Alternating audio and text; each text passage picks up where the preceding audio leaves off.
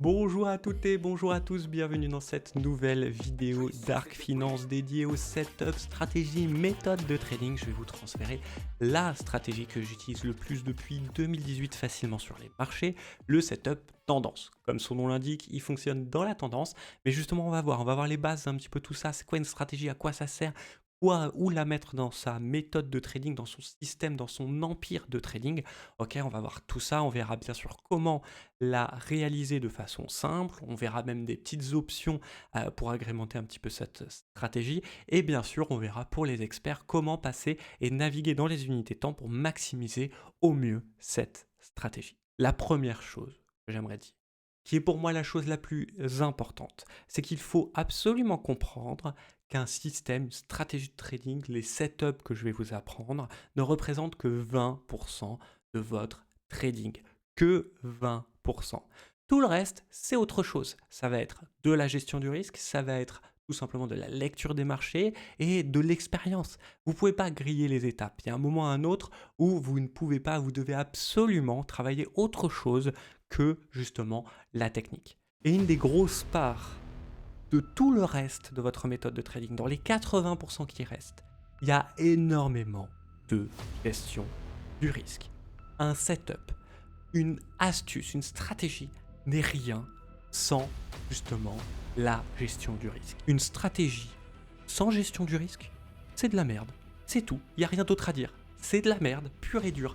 Vous êtes obligé d'avoir une gestion du risque. Vous pouvez ne pas avoir de stratégie. Vous ne pouvez ne pas avoir d'indicateur technique. Vous pouvez travailler qu'avec le price action. Vous pouvez travailler qu'avec les fondamentaux. Mais vous ne pouvez pas vous passer de la gestion du risque. La gestion du risque. La gestion du risque. Pour moi, c'est simple.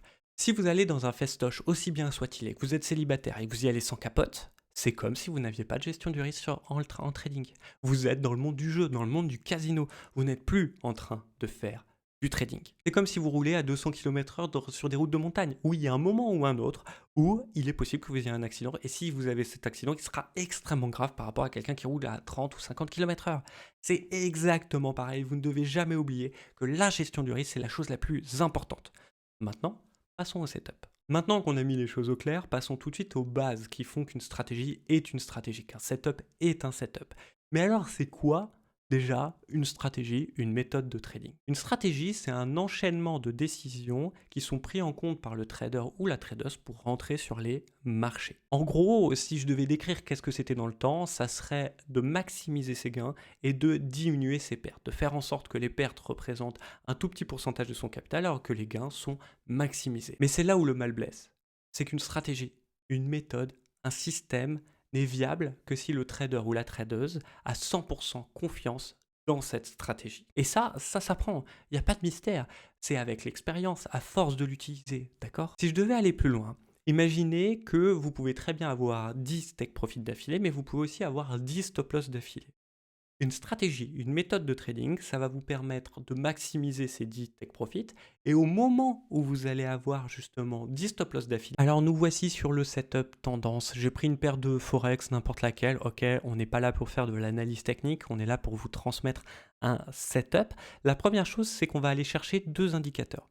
Le premier, c'est les bandes de Bollinger. Vous prenez les premières bandes de Bollinger et en paramètre d'entrée, c'est que standard déviation, vous pouvez mettre 2 ou 2.5. Alors, qu'est-ce que ça change?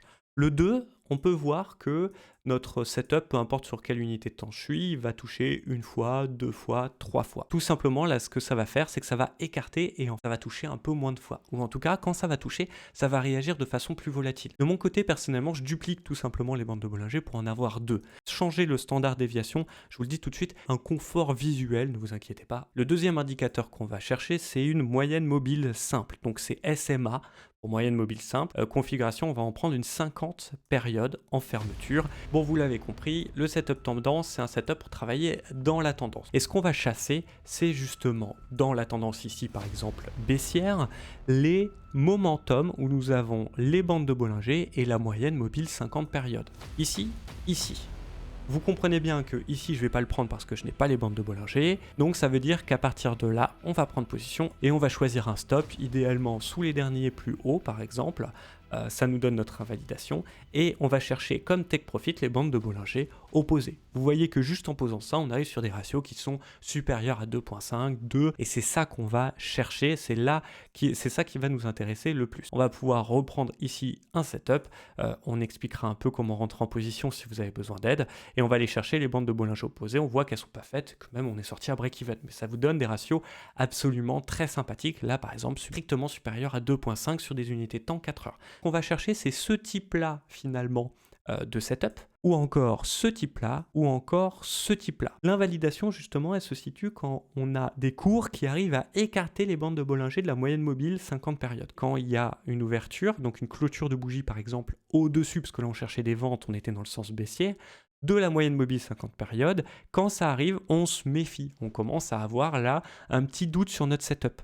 Ici, par exemple, je ne serais pas rentré en position à la vente parce qu'on n'avait pas les bandes de Bollinger, j'étais loin, donc le cours aurait largement pu revenir ici, voire même l'écarter, parce qu'après ce qui se passe, c'est qu'on s'installe entre les bandes de Bollinger et la moyenne mobile 50 périodes, et on commence à avoir un setup qui s'essouffle. Plus généralement, et on le voit très bien ici, je vous invite à compter jusqu'à 3. 1, puis 2, mais il y a fort à parier que la troisième fois, il soit beaucoup plus faible que les autres. Donc, on se méfie et on apprend à compter jusqu'à 3. Pour conclure, vous avez compris, c'est assez simple. Vous devez repérer dans la tendance les bandes de Bollinger qui sont dans le plus dans la tendance avec la moyenne mobile 50 périodes. Plus ces deux-là sont prêts, plus c'est ce qu'on va appeler une zone d'intervention premium. Et c'est ça qu'on va chercher.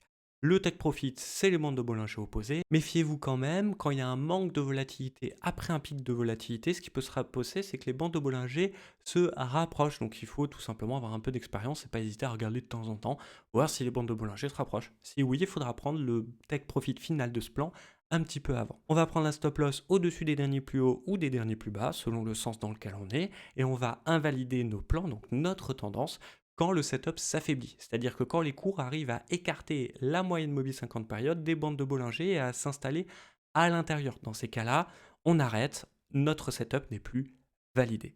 Ça, c'est la base. Et avec ça, vous pouvez déjà aller sur les marchés financiers. C'est quand même un conseil à vous donner, c'est toujours utiliser la même unité de plan pour la décision de votre take profit et la décision de votre invalidation. On est sur un setup par exemple 4 heures, on va prendre un objectif 4 heures et une invalidation 4 heures. Avec ça, vous pouvez foncer, vous pouvez l'utiliser à vita aeternam aussi longtemps que possible si cette stratégie a du sens pour vous. Maintenant, il y a des gens qui me demandent, est-ce que tu pourrais pas nous donner des signaux? Parce que moi, j'aime bien avoir une zone d'intervention, mais j'aime bien aussi avoir des signaux. Je vais vous en donner, plus précisément, je vais vous en donner 3 qu'on peut combiner un petit peu. Ici, j'ai une zone donc du coup H4 identifiée. Ce que je vais faire, c'est que je vais descendre sur une unité de temps plus basse, par exemple horaire. Et en horaire, ce qu'on va chercher, c'est qu'on va chercher le break de la bougie précédente. Généralement, il amène de la volatilité. La dernière bougie que j'ai opposée finalement, donc là je cherche une vente, donc j'ai cherché des bougies vertes, ok. Le break, il se situe ici sur 0,8223, si bien que, hop, si je regarde, j'aurais pris position ici et on voit bien que la bougie, elle est très rapide. Si cette bougie-là clôture au-dessus, par contre, on annule le trade, on recommencera sur la bougie d'après, sur la bougie d'après, sur la bougie d'après. Et on peut voir qu'à chaque fois, quand ça passe, quand ça break, eh ben, ça réagit assez rapidement. Et une fois qu'on a une bougie de confirmation, on peut compter que c'est parti pour nous, même si, par exemple, dans l'exemple ici, il n'ira pas jusqu'au bout du trade, il sera sûrement stoppé à break-even. Maintenant, pour le nouveau signal, j'ai créé une nouvelle moyenne mobile simple période, donc une SMA, une moyenne mobile 7 périodes cette fois-ci, ok.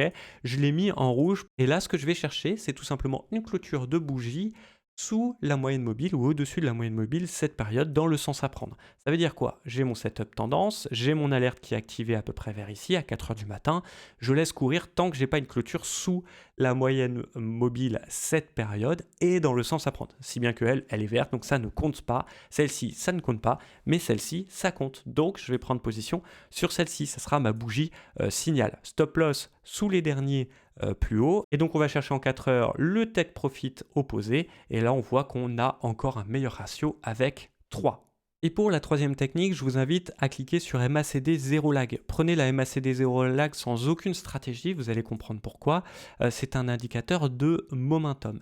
Et là, ce qu'on va attendre, c'est justement un croisement de notre MACD dans le sens à prendre. Vous voyez que quand on arrive sur la zone, en même temps, notre setup, il est vert, donc plutôt acheteur. Ce qu'on va attendre, c'est un croisement dans le sens rouge. Comme de par hasard, il nous donne une bougie un petit peu avant, il nous donne cette bougie de 8 heures, donc la MACD est en avance de phase par rapport à la SMA, donc la moyenne mobile cette période, mais ça nous permet d'avoir un autre signal. Pareil, du coup, on va attendre la clôture de cette bougie pour valider. Hop, ça nous donne une entrée ici, donc pas forcément mieux que l'autre.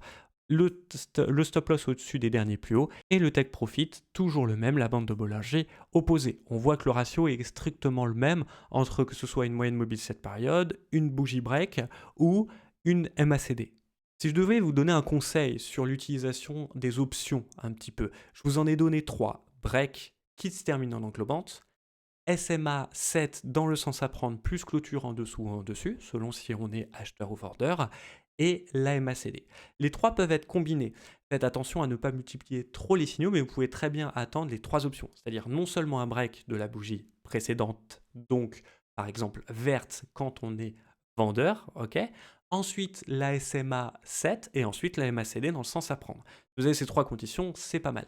Mais quand utiliser les options? C'est quand on réduit ses unités de temps. En 4 heures, je n'utilise principalement jamais d'options ou quand je n'utilise une, c'est le break de la bougie précédente. Comme ça, je me simplifie la vie. Par contre, si je descends dans les unités de temps, horaire et surtout inférieur à horaire, type par exemple M15, donc 15 minutes, ou 5 minutes. Là, je vais avoir tendance à multiplier les options, les signaux, justement, pour éviter de partir dans tous les sens et n'importe quand. Je vais attendre vraiment un signal premium. Ça veut dire quoi un signal premium?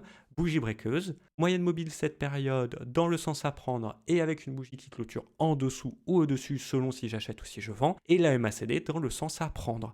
Tout simplement. Et là, quand j'ai ces 3-là, c'est pour moi un premium. Et donc sur les unités de temps faibles, c'est ce que je vais choisir pour éviter de partir dans tous les sens. Maintenant qu'on a vu les signaux, je vous propose de passer à un mode un petit peu plus expert. En fait, la question à laquelle je vais répondre, c'est quand est-ce que j'arrête le setup et à quoi il me sert en tant qu'expert sur les marchés financiers. Alors du coup, pour vous montrer ça, je vais le prendre sur le DAX. On n'est pas là pour faire une étude très complète, on va essayer de faire une toute petite étude juste pour vous montrer ce que je vois sur le DAX et surtout comment utiliser le setup vraiment au bout du bout dans la tendance le plus longtemps possible. À partir de quand je décide d'arrêter, à partir de quand je continue. Je mets ici les derniers plus hauts. On voit déjà ici en hebdomadaire sur le DAX, qu'ils ont été testés une fois, 2 fois, 3 fois, et qu'à chaque fois on a des réactions un petit peu plus vives. Je suis ici en données journalières, et là ça devient clairement limpide. On a ici une test une fois, un test une deuxième fois, et un test une troisième fois. Pareil en bas. Maintenant, ce que je vais faire, c'est que je vais superposer mes bandes de Bollinger, vous allez voir que ça correspond à mes zones. En fait, les supports et les résistances sont représentés par les plats des bandes de Bollinger. Dans ces cas-là, vous inquiétez pas, on verra comment l'utiliser dans une autre vidéo qui s'appellera Setup de range. Mais comment en profiter si par exemple je veux profiter de la volatilité entre ce point-là, donc 16 450, et ce point-là, 15 800. Je vais mettre une ligne rouge pour montrer le début de l'impulsion baissière. Déjà, avec cette lecture-là, on peut comprendre qu'on peut prendre une position. Ok, on a les bandes de Bollinger, elles sont testées. Ce qu'on va faire, c'est qu'on va prendre position à la vente, peu importe, on n'est pas là pour optimiser, ok, avec stop loss sous les derniers plus hauts, et puis on va aller chercher les bandes de Bollinger opposées. Vous avez d'ailleurs vu qu'elles commencent ici à 15 600 globalement, mais qu'elles finissent à 780, 15 780. Ce sera le TP final de notre plan. Rien qu'avec ça, vous avez un ratio de 4. C'est pas mal, mais est-ce qu'on ne pourrait pas aller chasser sur des unités de temps inférieures les rebonds pour maximiser nos entrées? Je suis ici en M15 et c'est le premier setup que je vais chasser quand la tendance commence à être affirmée. Comment je vois que la tendance elle est affirmée? C'est quand j'ai ce genre de grosse englobante baissière journalière. J'ai la même ici, un petit peu moins forte, et j'ai la même ici, aussi forte que celle-ci, mais celle-ci est encore plus grande. À partir de là, je vais chasser justement mon setup M15. Je suis ici en M15 et je vais justement attendre les points de corrélation entre ma moyenne mobile 50 périodes et mes bandes hautes de Bollinger. Ici j'en ai, mais le cours n'est pas venu. Et ici, le cours est venu. Je peux reprendre une nouvelle position, top loss au-dessus des derniers plus hauts avec un peu de marge, TP bande de Bollinger opposée. On voit que ça a marché. Ce que je peux retenir, c'est que je vois déjà que j'ai le setup qui a servi une fois, 2 fois. À partir de là, je me méfie et comme de par hasard, ici, on a une clôture au-dessus de la moyenne mobile 50 périodes et surtout, on a les bandes de Bollinger qui commencent à s'écarter. Alors qu'ici, très rapidement, au bout de 3 bougies M15, on est déjà passé sous la moyenne mobile 50 périodes. Ici, on n'a pas ça parce qu'on a une bougie qui écarte, derrière qui est confirmée. Donc à partir de là, je laisse tomber mon setup. Mais vous avez compris qu'il faut savoir compter jusqu'à 3. Une fois, je prends position. 2 fois, je prends position. 3 fois, je fais très attention et même limite, je ne prends pas position, je vais prendre position que sur les 2 premiers. Mais du coup, une fois que j'ai utilisé le setup M15, une fois vers 16125, une deuxième fois vers 16025, est-ce que je peux pas continuer à travailler? Et pour ça, je vais passer en unité de temps supérieure et voir mon setup horaire. Et ici, on voit qu'on a un setup parfait aux alentours de 15 970. On voit tout de suite qu'on a un ratio de 2. Pareil, techniquement, je pourrais l'utiliser 3 fois, sauf que je vois très rapidement qu'il s'affaiblit. Et on voit d'ailleurs que les cours s'installent au-dessus de la moyenne mobile 50 périodes pour écarter les bandes de Bollinger. À partir de là, je laisse tomber, même si derrière, j'ai peut-être d'autres setups, mais ça m'intéresse beaucoup moins. Et une fois que j'ai utilisé l'horaire, je vais attendre le 4 heures, qui n'est même pas encore arrivé une seule fois sur le DAX, mais qui va se présenter sûrement aux alentours de 16 070 au moment où je fais cette vidéo. Ça, c'est ma nouvelle zone d'intervention, une nouvelle zone 4 heures. Donc là, pour résumer, vous venez d'exploiter toute la tendance. À vous de choisir les unités de temps qui vous plaisent, mais moi, voici comment je fais. Si j'ai un plan en données de temps journalière, avec une impulsion journalière, je vais d'abord commencer par du M15. Sur le M15, je vais utiliser le setup de 1 à 3 fois, en sachant que je me méfie très très fort de la troisième fois. Ensuite, je vais passer à horaire, où je vais l'utiliser de 1 à 3 fois. Vous l'avez compris, je me méfie de la troisième fois. Et en 4 heures, je vais l'utiliser 1 à 3 fois. Ce qu'on peut comprendre, c'est qu'au-dessus du setup 4 heures, il n'y a plus rien, à part le setup journalier. Et là, je vais voir si la tendance se met vraiment en place pour avoir le setup journalier, parce que si c'est ça, eh ben c'est tant mieux. Je tiens à préciser que vous devez être plus optimiste sur des unités de temps longues que sur des unités de temps courtes. Ça va se traduire par quoi? Tout simplement, je vais prendre un risque moins élevé en M15 qu'en journalier. Si en journalier, je prends 1% en taille de mon stop loss de mon capital, en 4 heures, je vais prendre que 0,5%. Et sur les unités de temps plus basses, type 15 minutes horaire, je vais prendre que 0,3% de mon capital maximum. Ça traduit bien le fait que j'ai plus confiance dans ma stratégie sur des unités de temps longues que sur des unités de temps courtes. Pour conclure sur une vidéo, vous l'avez compris, c'est un setup tendance, c'est-à-dire qu'on va travailler dans la tendance et ça le plus longtemps possible. Vous avez compris qu'on est capable d'épuiser jusqu'au bout les unités de temps, mais qu'il y a un moment à un autre où il faut se rappeler que le garant du flux, c'est l'unité de temps globalement la plus élevée. Si dans l'unité de temps journalière, j'ai bien un range entre deux lignes et que ce setup-là ne se met pas en setup tendance, c'est-à-dire dans le sens de l'actif, dans ce cas, ça sera le 4 heures qui sera le garant de mon flux. Si bien que s'il est repris à la hausse, il y a fort à parier que les acheteurs, dans l'exemple que je vous ai pris, aient pris la main. Bien sûr, c'est inversement quand vous êtes acheteur. Vous allez chasser en bas le setup qui sera en bas de votre courbe et vous allez l'annuler quand vous êtes sur l'unité de temps la plus grande, tout simplement. Et tant que ces unités de temps ne sont pas reprises, on continue à travailler dans la tendance de façon non-stop. C'est la grosse force finalement de ce setup. Vous savez travailler dans la tendance grâce à ça et vous savez ne pas vous précipiter à la moindre occasion sur des unités de temps très faibles. C'est pour ça aussi que je vous ai sélectionné seulement 4 unités de temps.